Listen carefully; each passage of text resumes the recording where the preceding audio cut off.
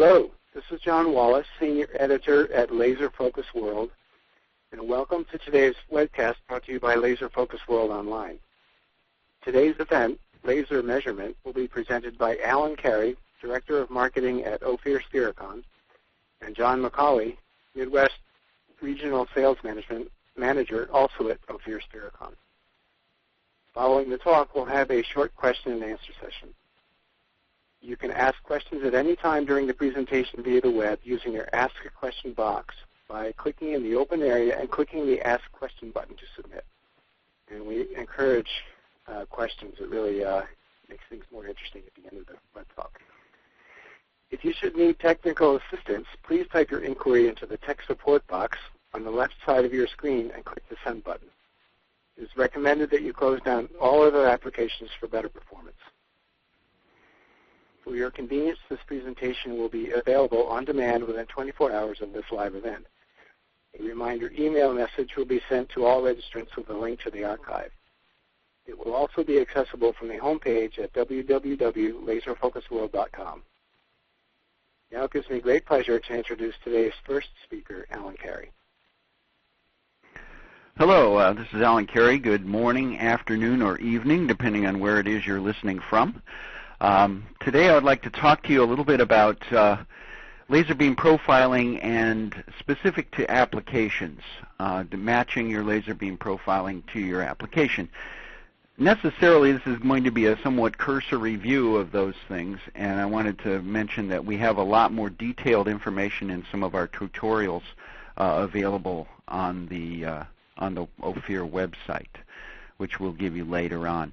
Let me start off by telling you what we're going to talk about. First of all, basically what I want to talk about is building an aligned optical system and how one goes about that using laser beam profiling technologies. Subsets of that are focusing and collimation of lasers.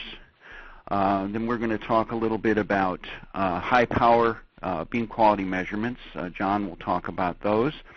And then I'd like to finish up by talking about proper attenuation techniques and some of the pitfalls that can occur if you don't do attenuation correctly.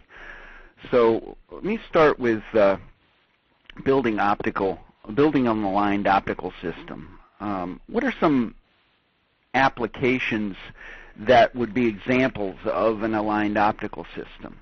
Well, certainly, first of all, say a laser printer. In this case, where you've got a laser spot that needs to be aligned to the platen or the place where the paper is being written on, and that spot needs to be of a particular size.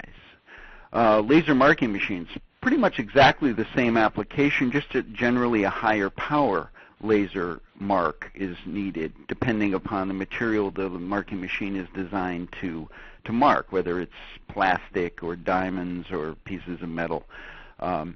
But in any case, it's going to do the same thing. You've got a laser spot, and you need to put it at a certain size in a certain place. Rangefinders, sights, LiDAR. In these cases, we're trying to align a laser beam to a target and keep it aligned with that target and with the sighting device, whatever it is, whether it's a rifle or a missile or some application that might be less lethal, like LiDAR, which is looking at a standoff type of chemical analysis and things like that. Another example would be laser projection systems, and here you're needing to superimpose multiple spots on the same place so that laser projection can give you the colors that you need to show the pictures.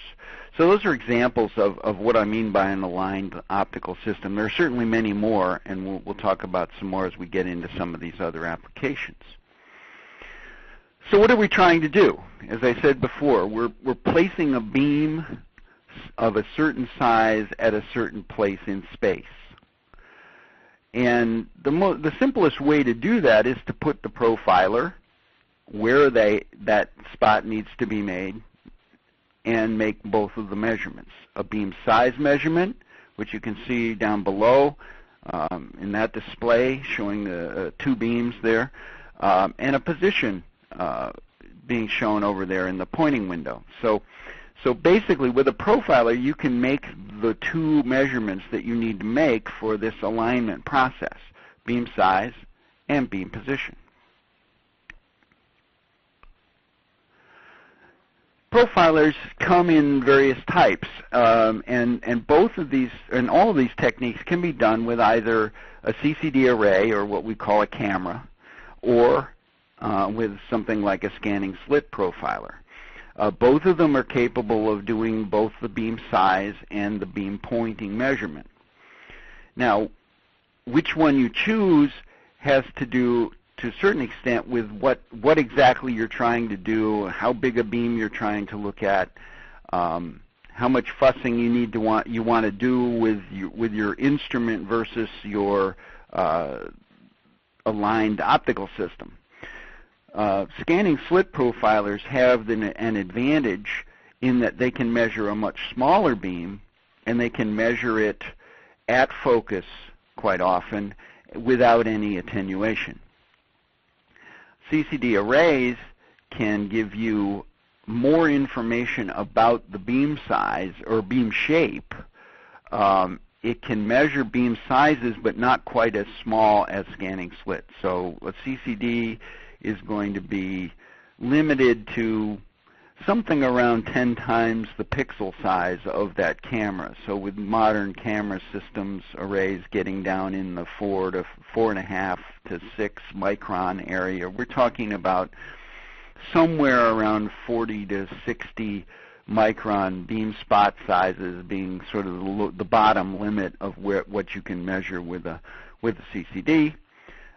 Scanning slit profilers can actually get down to under 10 microns. So it gives you those two opportunities. The other advantage that you, as I said, with scanning slit is you don't have to usually put any attenuation in the beam, and this makes it much easier to look at, say, a focused beam, because it's very difficult to get a focusing beam through the attenuation and onto the surface of the array accurately enough so that you're actually measuring at focus. And we'll talk a little bit about how you do that if you need to use a CCD. So for pointing accuracy, in general, the application is you put the profiler where the beam is to be aligned and align the beam to that profiler, to some point on the profiler, the center of it, or some predetermined position. Now, one of the things to realize with pointing accuracy is you've got several aspects of the pointing that are going to impact how accurate you can measure it. First of all, you have the accuracy of the profiler itself. In the case of a camera or a scanning slit profiler, this accuracy is going to be on the order of sub-micron accuracy within that instrument. But you have to also remember that pointing accuracy is a function of how well have you got that profiler fixed, how well do you have your laser source fixed, and so fixturing will also be very important to maintain accuracy in a pointing type of measurement. On top of that, you have some external influences that can influence the pointing accuracy. Air currents, vibration, localized heating, all can cause a beam to move around or to be defocused. Air currents can change the refractive index slightly, and when you're talking about measurements that are down in the area of a micron or less, it doesn't take much to push that off a little bit. So remember, when you're setting up a system to be aligned, it's very important to control these issues. You need a good vibration control table. You need good fixturing for both the profiler and your laser source. There's also an issue of linear and angular alignment, which is fairly complicated, and I really don't want to go into it in this talk because it's covered very nicely in a pointing and stability tutorial that we did that's available on the website. So I would refer you to that. It's called Laser Pointing and Stability Measurements. And it talks about the difference between linear and angular. But linear would be the up and down motions of the laser, and angular would be how it is pointing.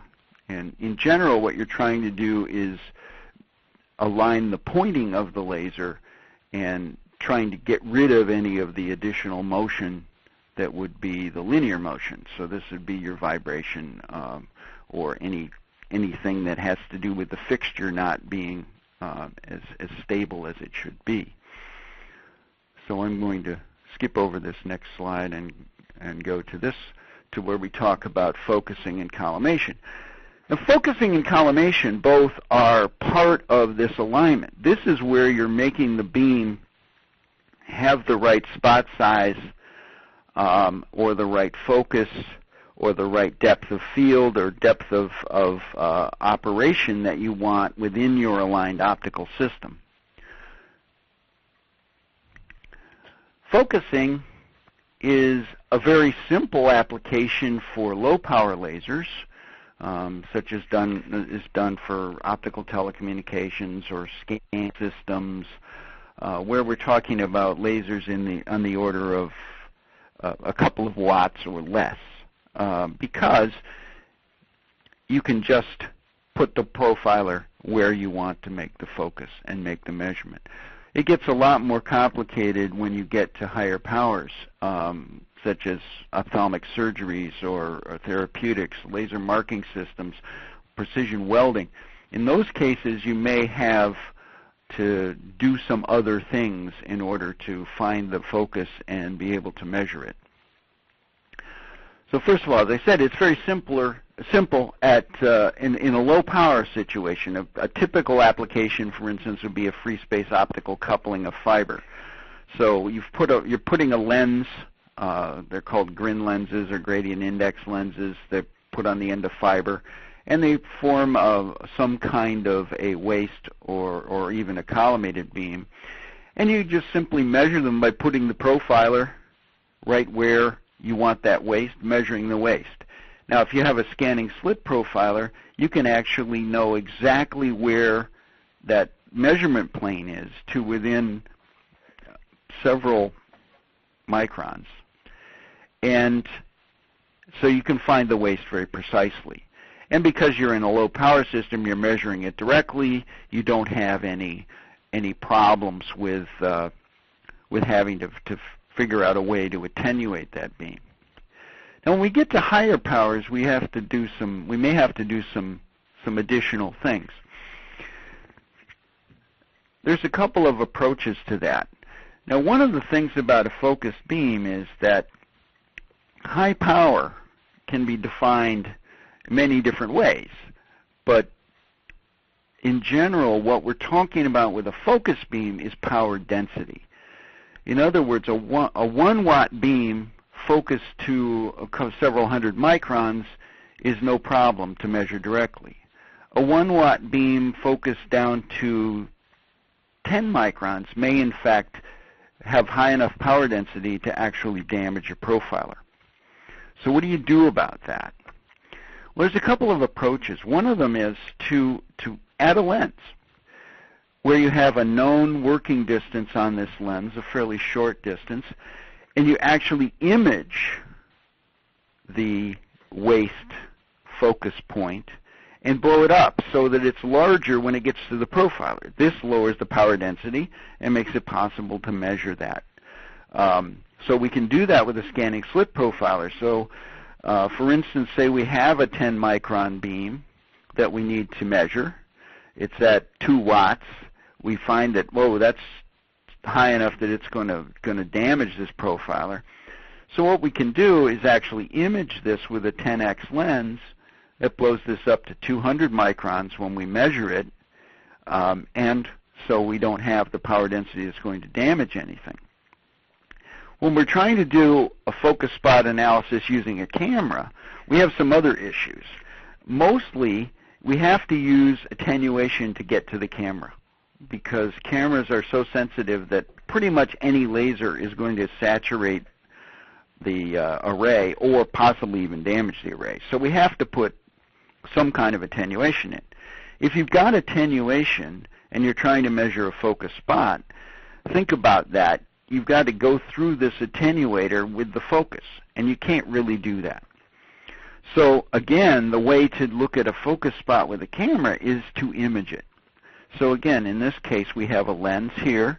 Then we have the attenuation. In this case, we start with some wedges and then go through to gray glass filters and get the power down to the level where the camera can measure it.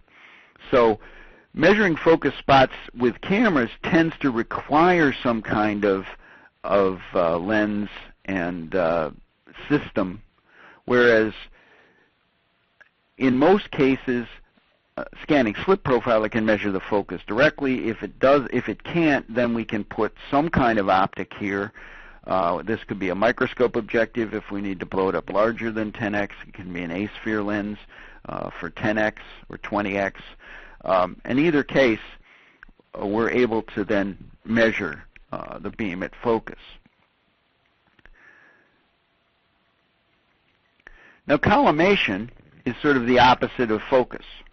So what we're trying to do with collimation is to extend the laser beam into a long-range type of usefulness, as you will, thinking of the beam as maintaining a size, a useful size for a long distance. Now that can be a relatively short long distance, like say with the scanning, the scanners that work at point-of-sale scanners, like in the grocery store.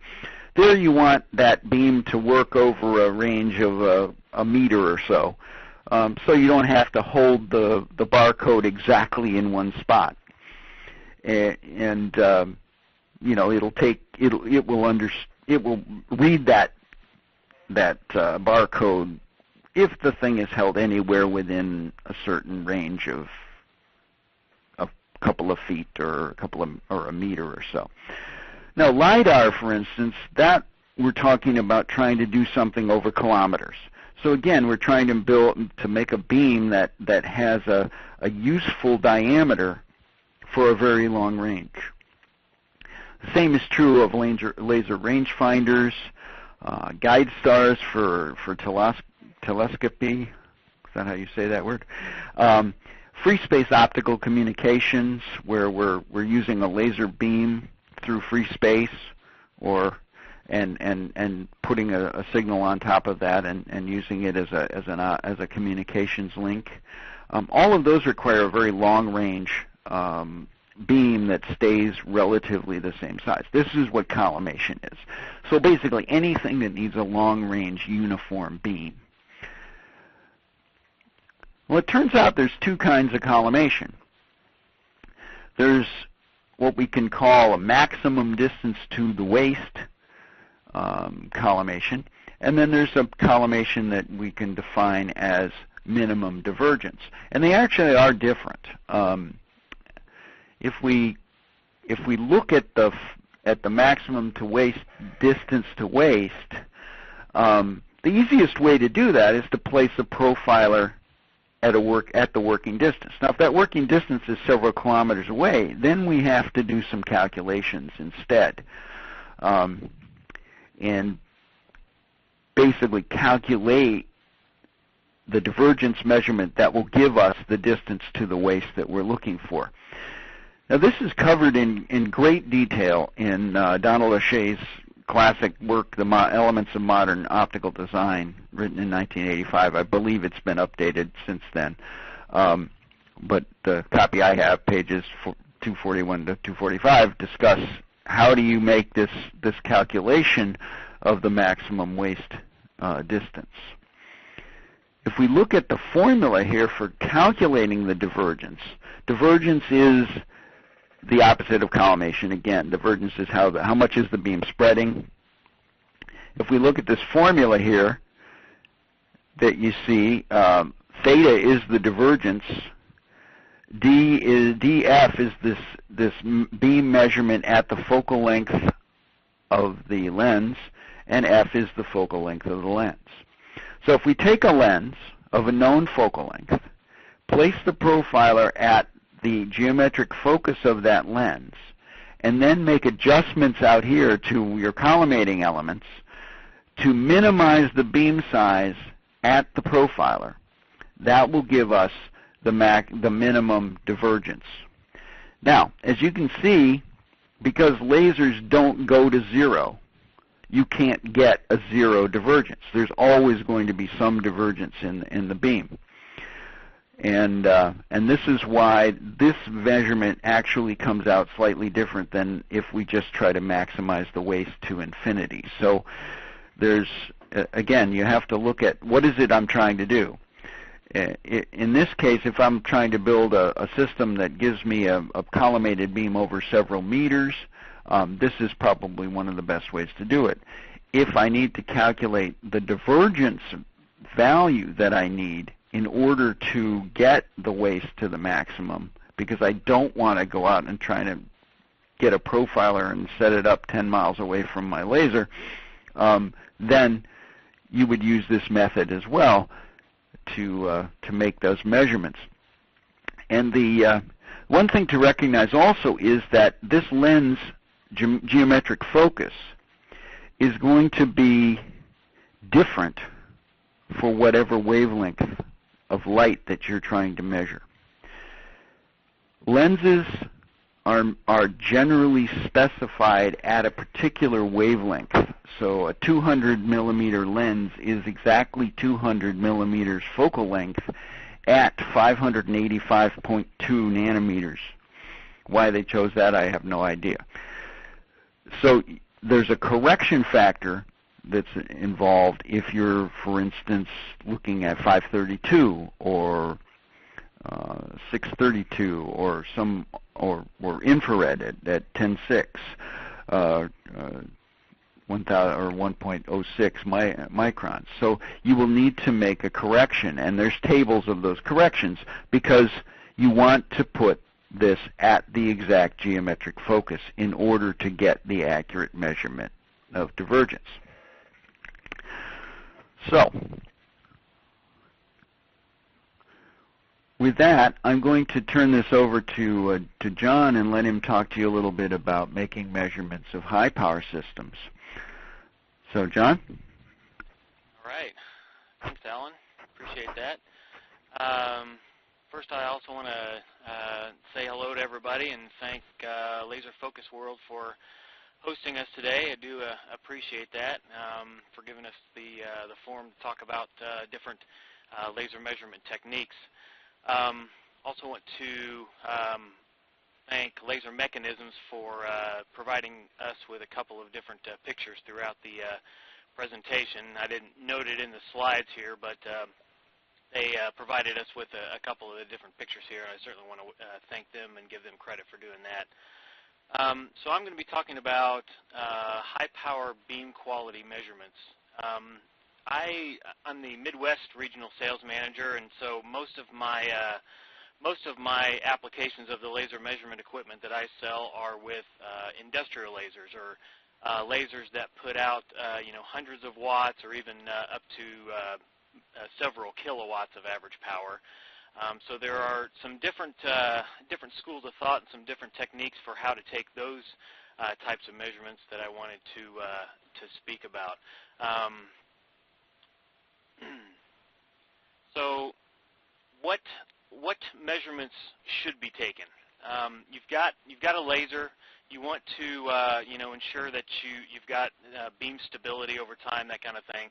So what measurements do you take on a laser in order to ensure that you have that stable laser? First one is output power and energy, and we're talking primarily about beam profiling in this presentation, but do want to make note that it is important to measure how much output your laser is taking or putting out. So taking an average power, single shot, or multiple pulse energy measurements is certainly important. Second, you want to take what's called the spatial profile or the beam profile. You want to know what the laser is doing across the beam, how the energy is distributed across the beam, what kind of mode you have, because that certainly is going to be important when you're talking about a laser that's interacting with material. You also want to know what your laser is doing not only at the focus spot but around the focus spot. So caustic measurements, what the focusability of the beam is, that certainly is important when it comes to applying that to your process, what it's doing around the beam waist. And finally, if you do have a pulse laser, it's important to know the temporal profile, or what the energy is doing with respect to time, what the pulse shape is. So why should measurements be taken? I get this question asked a lot. You know, John, you're giving me these data points. You're giving me, you know, how much power is being output. You give me pretty pictures on a computer screen. So what do I do with this information? And in general, how I would answer that question is to ensure that you have a stable, a reliable, a consistent, and a repeatable laser process. You've got this laser process, and in order to prove that you have a quality laser process, specifically that you have a consistent process over time, the process has to be measured. You have to measure what your focus spot is. You have to measure what your energy is doing, you know, across the beam, and you have to measure how much power or energy your laser is outputting. A laser, fact of the matter is, a laser system is made of matter. It's made of stuff, and it will degrade over time. So because of that fact, you have to measure what your laser is doing over time just to make sure that you do have that quality laser process over time. And unfortunately, laser system components sometimes catastrophically fail. And when that happens, how do you ensure that your laser process is as good after the maintenance as it was before the maintenance? And you ensure this by taking laser measurements before and after your maintenance, just to make sure that your laser process remains the same. So when should the measurements be taken? Now, I realize we're talking with a lot of different laser users today, so I'm keeping it kind of general and trying to include just about everything that I can think of. But when should measurements be taken? Laser system development and the manufacturing. So if you are a laser manufacturer, you obviously need to be taking measurements on your beam just so you know that you are supplying your customers with the highest quality laser that you possibly can.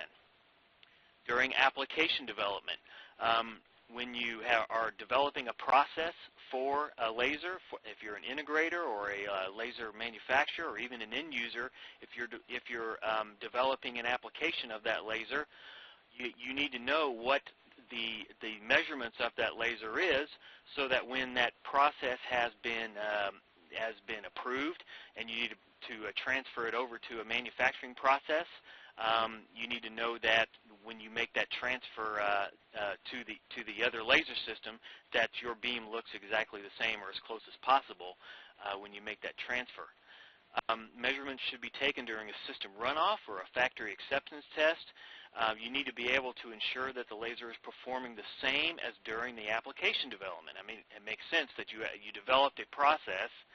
You want to make sure that when you have that process transferred over to the production laser, your laser is behaving the same. Anytime that you've got a system delivery, so for instance, from the integrator to the end user, or if you need to move that system, you need to make sure that the laser is behaving the same before the move and after the move, so that you can ensure that that process is stable.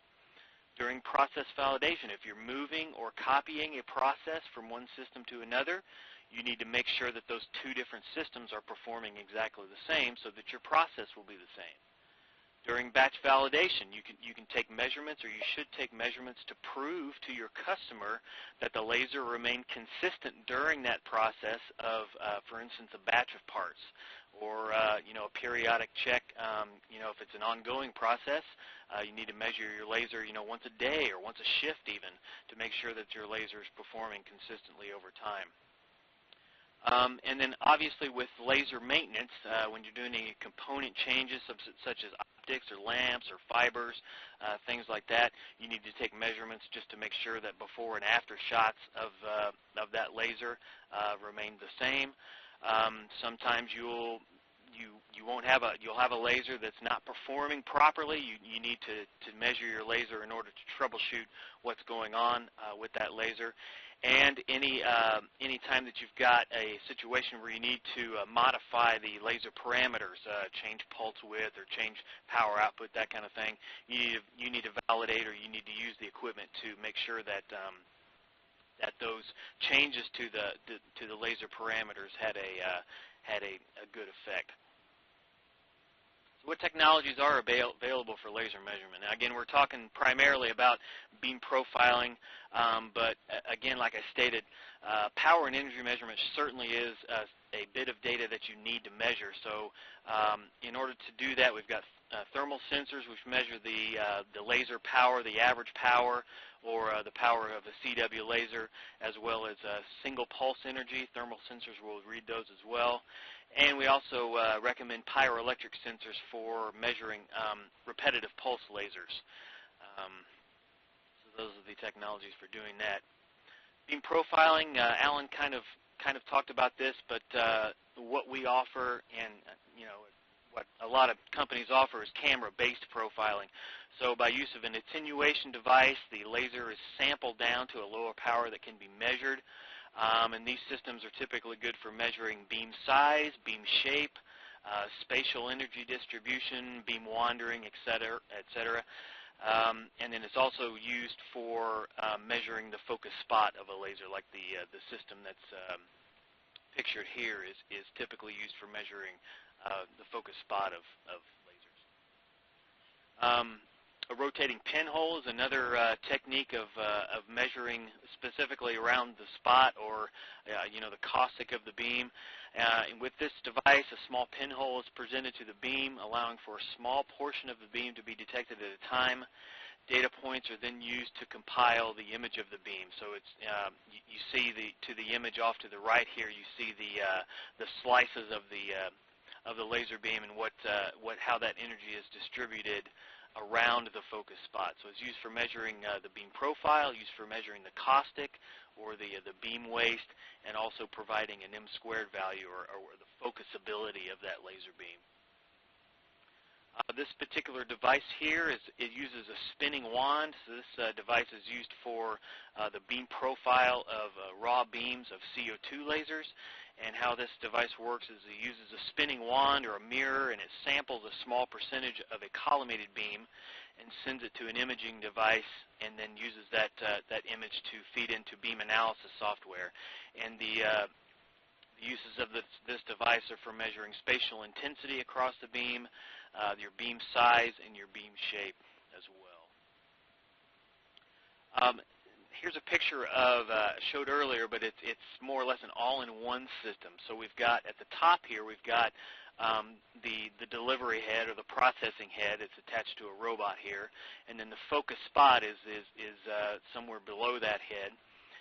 In the middle there, we see the focus spot analyzer, and this device is made by Primus. It's a focus monitor.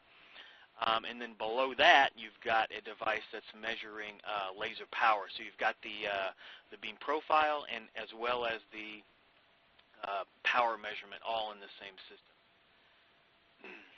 This device, this collection of devices here, kind of gives the same information, a little bit different way of collecting the information. To the top right there, you see a camera that's attached to the attenuation device. That's going to give you your spatial profile, your beam size.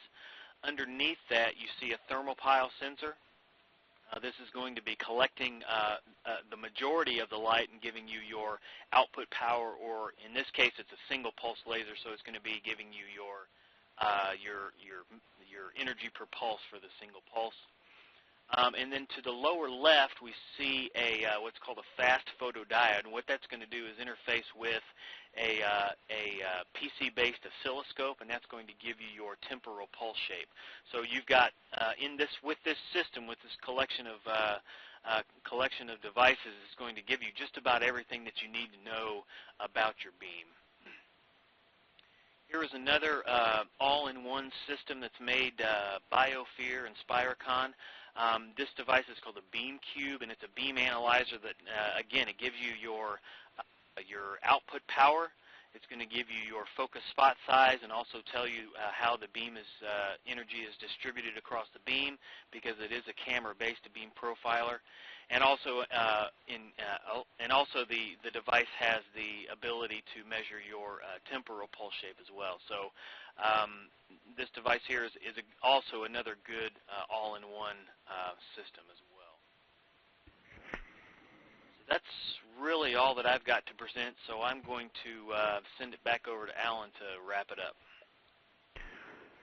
Okay, so I said at the beginning that one of the things I wanted to talk about was proper attenuation design, and we've mentioned attenuation along the line here, talking about what you needed to do with cameras and occasionally with scanning slits, certainly with high power systems.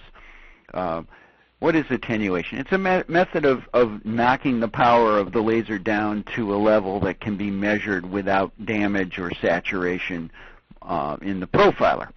And so the problem is you have to do this correctly, or you get the wrong answers, and that's the bottom line. So what are the applications for attenuation? Well, pretty much any laser measurement application may require some kind of attenuation. This is particularly true if you're using CCDs or arrays. As I said before, CCD or array type profilers are first of all very, very sensitive. Second of all, they take the entire beam focused onto their or incident on the array, which means that, unlike a scanning slit, which is only taking a very small portion of the beam at any one time and putting it on the sensor, with a CCD you're putting the full beam incident on the array. So it's at very low power. We're talking well below the power of that lasers come in. You're going to saturate that CCD array.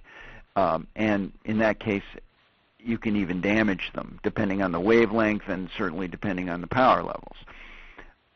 As an example, a 1 milliwatt laser, so your typical HEMI or laser pointer, is going to require about 3 orders of magnitude of attenuation to be able to be profiled by a CCD without saturation. So what that's saying is that we need to put in somewhere on the order of a microwatt is about where the CCD is going to be happy. So that means obviously any laser that you want to measure is going to require some kind of attenuation. Scanning slits, on the other hand, can generally take powers up into the watts, even up to there are systems that can handle up to a kilowatt. But when you get the beam sizes very, very small, as I mentioned before, you get very high power densities, and then you can damage the scanning slit. And so you need some kind of attenuation, again, for that. So if we want to look at the process of attenuation, we have several types of attenuators that are available. The most common type that you're probably familiar with are the gray glass or what we call absorptive filters. These can be made of glass. They can be made of rattan material, which is a sort of a plastic material, or they can be made of something like Inconel, which is an absorptive filter for UV. A glass obviously is going to attenuate UV completely, since it's pretty much opaque to the UV light. So this, as you can see on the front of that camera system there, that dark circle is typical gray glass filter. That's probably what we would standardly see at 2.8 neutral density, almost 3x type of attenuation. We also have what we call reflective attenuators. Those can consist of laser mirrors, which are the mirrors that they put into a laser system, and they would be a leaky, think of them as a leaky mirror. In other words, they reflect about 99.5 5% of the beam, and about 0.5% of the beam will leak through. And so that kind of attenuator can be used to reduce the power about the same as a 3x gray glass filter. We also have things like front surfaces and prisms. These can be either AR coated, that's anti-reflective coated, in which case they're going to reflect a very, very small portion of the beam, less than 1%. Or if they're non-coated, typical quartz prism or quartz wedge will reflect about 4% of the beam. So it lets 96% go through, 4% is reflected. And in those cases, you generally take the reflected portion and use that to measure.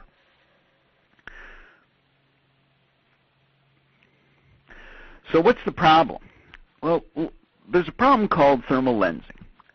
And it's quite possible to stack up an enormous number of gray glass filters and cut the power down by many, many orders of magnitude.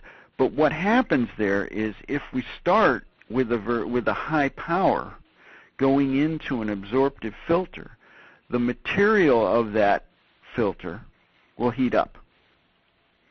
Now, if it's a glass filter, it will heat up and you won't see anything. If it's a Ratten filter, it may heat up and burn a hole in it. But if it's a glass filter, it still heats up, and that heating changes the refractive index of the material, the BK7 glass or the quartz that it's made of, and it will form a lens, and that lens will distort the beam and give you erroneous results. This tends to happen at power levels that are, as a rule of thumb, we like to say about 100 milliwatts per millimeter diameter. So it's a quick back-of-the-envelope way of thinking about it. Okay, if I've got a 100 milliwatt beam and I'm going to focus it below a millimeter, then I'm going to have a thermal lensing problem. If I've got a 1 milliwatt beam, you probably aren't going to see that problem because you'd have to make it awful small before it would cause the problem. But as lasers have become more powerful, we're seeing this more and more often because people are trying to measure 500 milliwatt lasers, 100 milliwatt lasers. And the problem is this happens very fast. Back in the old days, they used to call it thermal blooming because lasers weren't very powerful, and so you'd see it happening. You'd be watching your laser profile, and all of a sudden it would start to get bigger or smaller, or it would change. And that was as the material was heating up. Well, now, with these higher power lasers, it happens very, very quickly. And as an experiment to show this, we did an experiment here by setting up a 500 milliwatt laser and measuring it in 3 different ways to show what happens and how thermal lensing can occur. So the first method, we used a CCD beam profiler, and we did all the attenuation using the absorptive style of filters, gray glass filters and a variable wedge filter, both made of a gray glass, or kind of, you can think of it as sort of sunglasses type of attenuation. We measured the beam at a point 30 centimeters from the exit aperture of this laser and took the results. The second method, we did exactly the same thing, except we set the first stage of the attenuation to be reflective. So this would take the first step and knock the power down before we put it into an absorptive style of attenuator.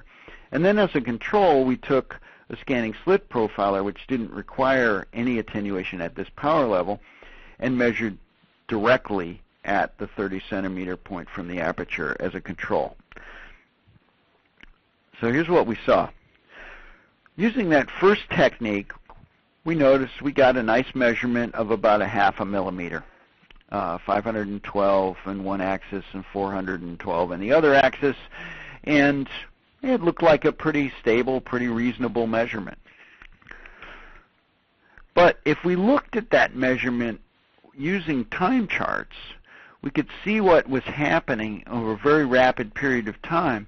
You'll see those spikes, and what that was done is when we covered up the beam and then let it back onto the profiler, we immediately saw this spike, which then settled right back down to the 500 micron size again.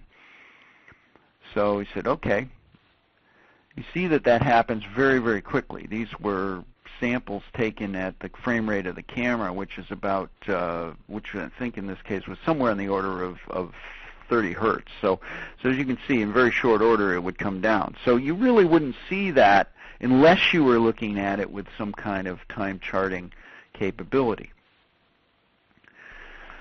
So we replaced that first stage of attenuation with the reflective attenuation and made the same measurement.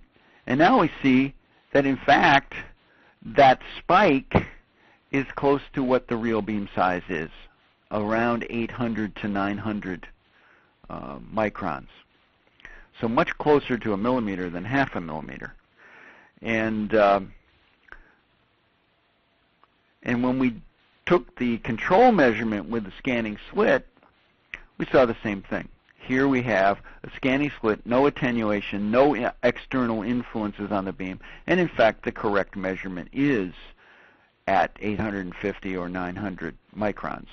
And so as you can see, if you don't do the attenuation correctly, you can have some very erroneous results.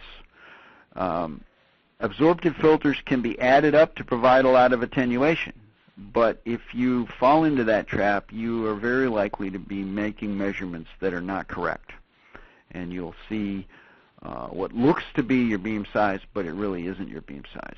And so it's important to always remember to start with reflective attenuation and get your beam size down below the thermal lensing threshold. And that is, as I said, 100 milliwatts per millimeter of diameter, or a power density of 1.3 kilowatts per centimeter squared, if you think in terms of power densities. That's the thermal lensing limit. And if you stay below that, or if your laser is below that, you shouldn't see thermal lensing problems. But if you are above that, and you don't use reflective attenuation, you will have problems with thermal lensing, causing error in your measurement. So anyway, that's our presentation. I want to thank you for listening to it. We'll certainly open this up to questions now, and so we'll try our best to answer those questions. I know this was a very cursory approach to this, and certainly if you have more detailed questions about your specific applications, go ahead and ask them, and we'll try our best to answer them. Thanks again. Okay, thank you both, Alan and John. This is the Q&A portion of the webcast. So to ask a question via the web, type your question into the open area of the Ask a Question box and click the Ask Question button to submit. So I'm going to start with a nice general question, then we'll get into more specifics. Where is that? Oh, what end markets are the biggest users of laser measurement? Well, the end markets that we typically sell our equipment to, like I talked about in my presentation, were industrial laser end users. We certainly sell our equipment to laser manufacturers and OEMs. We have a lot of DoD customers. Those, I could tell you, but I have to kill you kind of applications. And then also we have a lot of customers in academic uses of lasers where they're doing who knows what. But those are typically our markets that we sell to. Alan, can you think of any others that I? Well, yeah, I would say one of the areas where we have, particularly in the scanning slit marketplace, the people who are building some kind of a aligned optical system, and so there's a very, very large market, for instance, in laser printer manufacture. Most of that occurs in Asia. It's very big in Japan, and a lot of it's been moved into China and other places where they're building the scan engines for laser printers, laser scanners, any of these processes where you're trying to make a laser beam do something. Another area where we have a lot of, where laser measurement is really important tends to be in the healthcare industries, particularly when those customers are following good laboratory or good manufacturing practice and they need to measure their lasers that are doing whatever it is, whether it's building medical devices or actually the laser itself being the medical device. In either case, those customers are a large portion of the laser beam measurement world, because they are really required to measure their lasers by their FDA good manufacturing practice approvals and such. Okay, I'm going to inject a couple of my questions, my own questions here, just to clear something up. Does Ophir Spirocon sell attenuators, or is that something that the user would have to get elsewhere? No, we have a number of attenuation tools to go along with our measurement devices. Some of those things can also be purchased elsewhere. And certainly our parent company, Newport, has got lots and lots of optics that can be used with our equipment as well. But we do have specifically different types of attenuators that we can provide as a system. Okay, and associated question, do you sell the lens setup that's used in the lens method for setting the divergence? We do have a device we call the collimation fixture, which is set up specifically to do that, and it has the lens mounted and the scan head mounted at the geometric focus. Customer specifies the wavelength, and we set it up with the lens in exactly the right place and the scan head in the right place to make those measurements. Yes. But it can also be done with just a lens. You know, someone can set their own system up as well. Okay, yeah, as long as they have good optical knowledge, they can set that up, yeah. Yeah. Here's a question for John. Are there any emerging technologies for making measurements on high-powered lasers? Yes, actually there are, and I probably should have talked about this a little bit in my portion of the presentation. There are a couple of technologies that are currently in development that will measure specifically multi-kilowatt lasers. Measuring multi-kilowatt lasers for obvious reasons, you know, you've got a lot of light focused down into a very relatively small area, and it does get challenging to measure these lasers. So as a result, historically, there haven't really been a lot of products that are able to do that. But I will say that we do have some technologies. I can't really go into too much detail about how it's accomplished, but there are some emerging technologies that we're going to be hopefully releasing later on this year that will measure focus spot and caustic measurements of multi-kilowatt lasers. So yeah, there are some emerging technologies on the horizon for those types of measurements. And which approaches are used now to measure the very highest power beams? The highest beams, the spinning pinhole technique that I talked about, that Primus makes, that really seems to be, for all intents and purposes, the leader in measuring caustic measurements of your multi-kilowatt beams.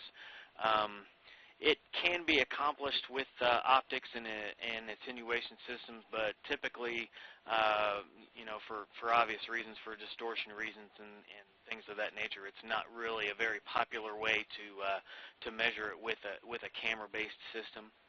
but it is possible to do it with a camera-based system as well. Okay, and we do have some specific questions here too about particular setups. One, I think this is aimed at John too. My focus plane has no room for a detector along the beam direction. Is there any way to angle the beam to the side to make accurate measurements of focus and beam profile? In other words, is there an approach you recommend?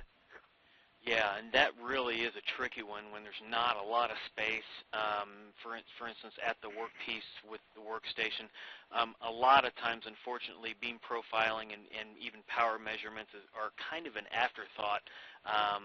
Where if it were approached at the integration level, it probably would have been a little bit easier to put a system on. But yeah, that is a tricky one. And to answer your question, putting a mirror in there and directing the beam towards a power measurement device or a beam profiler is certainly an option. But I think that whoever asked the question, they were it sounds like they've tried and not without a lot of luck. So it is a tricky one. It's possible, but it is tricky. And I'm sorry I don't have much more of an answer for you than that. Okay, here's a question more for Alan, I think, about another specific setup. How would you attenuate a 2 to 5 watt IR beam? I guess for the 2 to 10 micron focal spot correctly. This person used neutral density filters, which introduced thermal lensing. So what would you recommend? Generally, what I would recommend for something in that area would be to start by using probably a pair of prisms, quartz prisms, front surfaces, or quartz wedges. It would depend. If your beam is polarized, then you want to use your front surfaces in pairs that are orthogonal to one another in order to maintain the polarity. If your beam is not polarized, then you can get away with using one of them. But you say it's about a 5 to 10 watt. If we put one reflective surface into it, say a standard non-AR coated, that would knock the power down to about 4% of that. So if say we're at, just to make the math easy, a 10 watt laser, the one front surface reflection will take that down to 4% of that, or about 400 microns. Which probably is still above the thermal lensing threshold, so you probably want to put another one in. So we put a second one in, and that would take it down to about 16, I think about 16 milliwatts, which would probably be okay. And then from there, you could probably use the absorptive filters to finish the job. So that would be one way to do it. Or actually, if you're going to use a scanning slit, you'd be well within the direct measurement level at that point. So if you just two reflective surfaces, and you could then probably measure that directly at focus with a scanning slit profiler. Okay.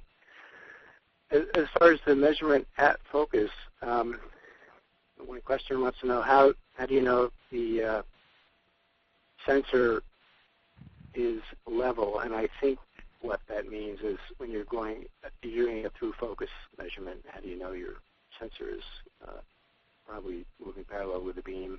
Or well, that again is a question of fixturing, and anytime you're trying to do precise measurements, you do have to pay attention to how you've set up your profiler. With a scanning slit profiler, you do have the advantage of knowing exactly where your measurement plane is, and that is where the slit is going through the beam. So people often ask, where's the detector? That doesn't matter. The detector's behind the slit, but the measurement is made at the slit. And you know that position, certainly within with a photon system, we know that position to precision of from a reference point. I think it's 0.75. I think it's 75 microns, so we know that position too. It might be 25. I'd have to look, but you know it to a certain precision, and that's usually sufficient to for most waste measurement finding the waste. Now, how do you make sure that you're parallel to the z-axis of the beam? Well, that again is generally is a question of making sure that you're fixturing correctly, that you've got a good stage if you're trying to move through the beam caustic. Then you want to have a good stage that will that maintain the parallel nature. And then it's relatively easy to set that up and to check your parallelness by simply measuring the beam in a couple of positions. And if the beam position doesn't wander off of the center of the profile, then you know you're parallel. So if you move it from through that waste caustic and watch the position, as long as you don't move more than a few, whatever your limit is to how parallel you want it to be, you can tell that, if it's in the same place 5 millimeters in front and 5 millimeters behind the waste, then it's going to be parallel through the waste. Mm-hmm. Okay, we have time for 3 more questions. Another fixturing question. For physically large setups, do you recommend a particular kind of fixturing to ensure stability of everything for best measurement?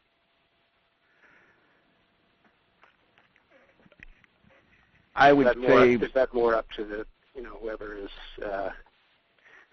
setting up the system, whoever owns the system and maybe knows most about the system? Yeah, I think that to some degree that is kind of a difficult question to answer without looking at this, without knowing what specifically they're talking about. But good vibration control, good vibration tables, vibration isolation. If we're talking about a large, say, a robotic laser and a sensor that's trying to measure the pointing of a robotic laser, so we're talking about a great big system, say it's something that welds the doors on cars or something like that. Again, it's going to be a function, first of all, of that laser robot. How precise is that? And that's really up to the manufacturer of that system, but presumably they know how to make a system that's pretty stable and points the laser in the right place. So that end of the business would be probably pretty well taken care of by the manufacturer, and then it's really a question of mounting your sensor in such a way that it's isolated from vibration, so that's just really good laboratory design in terms of vibration and stability control. Okay. You may have answered this question partially already, but what are some up-and-coming applications for laser measurement? Well, I think one area is that's in desperate need of technology is, as John mentioned, these very high power lasers. We don't have really good ways of measuring them, and I think there's a large gap there that can be filled, and when it is, I think that will be an up and coming area. Other areas, as lasers move into more and more applications, I think those are where people will need to measure, and lasers keep moving into more applications. Basically, they're always doing the same thing. I think you're putting a laser beam in some place to do some work, and it's I'm not sure of what the next place is somebody's going to be using a laser, but I think that's I suppose is a somewhat hand-waving answer to this question. But I don't know. Maybe John has some insight as well. Yeah, I mean the system that we're developing right now is really the next product that we're going to be able to offer to specifically, like you said, Alan, the high power, the multi-kilowatt fiber lasers that are so prevalent, seems to be in industrial uses. But unfortunately we can't really talk about specifics since it is under development still. But we hope to have something by probably the fall of this year as far as a product to offer to those users. Okay, and the last question, is there a place to get more detail on any of these topics? Yes, indeed. A lot of these specific applications are covered in various tutorials and application notes that are available on the Ophir website. If you go to the Ophir website, which is www.ophiropt, that's OPHIROPT.com, and click on the on profiling, there's a knowledge base area, and in there are a large number of these tutorials, things like talking about pointing stability, measuring beams at focus, measuring different kinds of beams. There's also quite a bit of information on the power meter side as well. So all of this stuff is available from our website. If you go there, when you go to download, it'll probably ask you to sign up. But if you sign up once, it won't ask you again for, I think it's 6 months. So you can get all kinds of information there if you're interested in specific applications and things that we've done. I'd also like to add that it's in putting together a presentation like that, it's difficult to know your audience completely, and we realize that a lot of you have your own specific applications of lasers and probably a wide variety of different applications. So if you would like to contact one of us, and if you have specific questions about any of our products and how to apply them, we're more than happy to answer any questions via email. And we also, Ophir InspireCon, we also have a program in place where we can visit your facility on site, and it's no charge or obligation to you. And that usually is really the best way to get the questions that you have about our products answered, is on site, to where we can put our equipment on your laser system, and have you see it, analyze your beam, and oftentimes that generates the better questions and answers those questions on site. So we encourage each and every one of you to utilize that program that we have in place as well, because that usually is the best way to answer the questions. Okay, and I would like to mention that even though we did not get to ask all the questions presented by the attendees today, the questions will be sent to the presenters and they can respond to them later. Before we end, would either of you like to make any closing remarks? Well, I'd just like to thank everybody for their attention and for their questions. It obviously sparked some interest, and again, reiterating what John said, we would be happy to talk to you about your specific problems and questions and laser setups. We have regional sales people within generally driving distance of your laboratory, and we're happy to come out and look at your laser system and see if it's possible to measure even if you don't have any space. So those are the things that's what we do. So certainly feel free to give us a call or look us up on the website and contact us in whatever way you wish. Yeah, absolutely. Okay. I also want to echo what Alan said about thanking everybody for attending here and listening to what we have to say.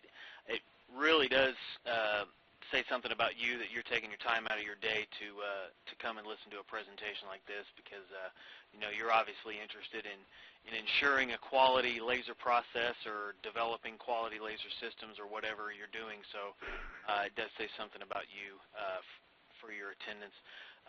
Another thing that just kind of popped up, we also have got a YouTube channel. If you go to our website, you're probably going to be able to find it pretty easily. But we've got a YouTube channel. It's got a lot of videos on how to use the products as well.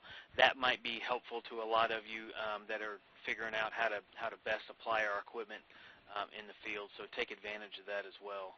But yeah, I certainly want to thank everybody that attended today. Okay. Well, on behalf of Laser Focus World and Penwell Corporation, I'd like to thank Alan Carey and John McCauley of Vocare Spiricon for today's presentation, Laser Measurement. This presentation will be archived within 24 hours and can be accessed from the homepage at www.laserfocusworld.com, which a couple people had asked, can I be sent a copy of this presentation? Well, you'll be able to download it. A reminder email message for the archive will be sent to registrants, complete with a link to the archive. We thank you for joining us today and look forward to future webcasts.